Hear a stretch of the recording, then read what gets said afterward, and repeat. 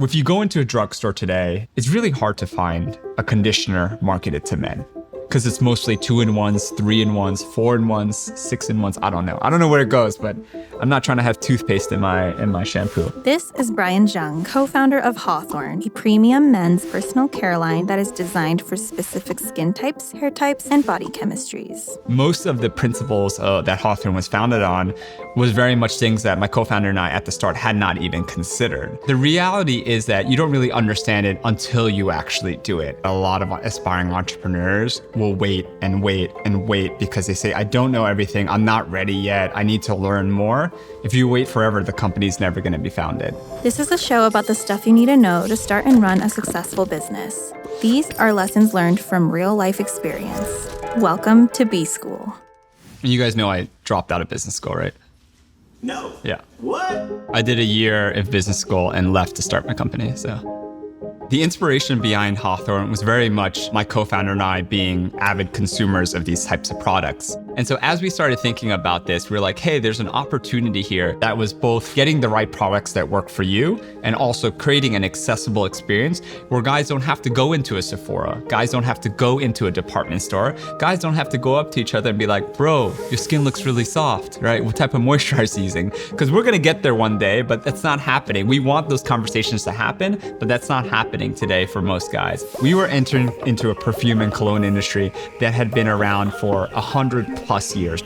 We had no beauty experience, we had no personal care experience, we had no fragrance experience. We didn't understand the inner workings of the industry, and we said, we're gonna get as smart as we can, as quickly as we can.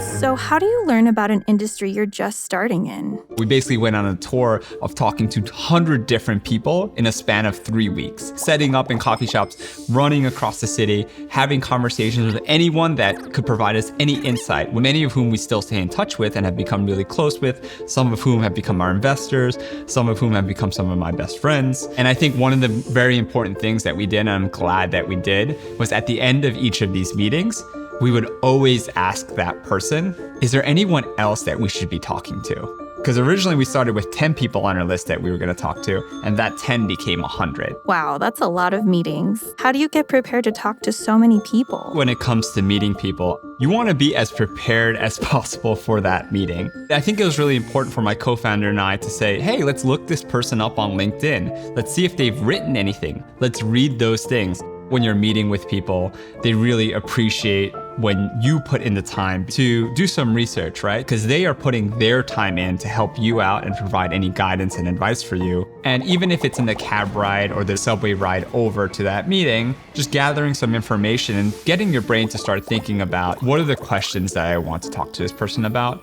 so you don't ask them about marketing when they're in legal, for example. I think that the upfront work is super important. And actually, I was surprised at just how much these people cared about us and wanted to help us. These people not only would give us 20 minutes in that meeting with us, but they'd be thinking about how can they help us after the meeting, right? Because they actually wanted to see us succeed.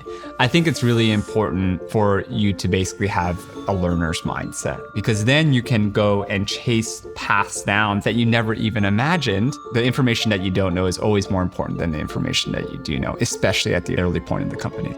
Today, Hawthorne is seen as a leading brand among millennial men in the personal care category, in part due to their unique user experience. With custom recommendations, they boast 99% satisfaction rate.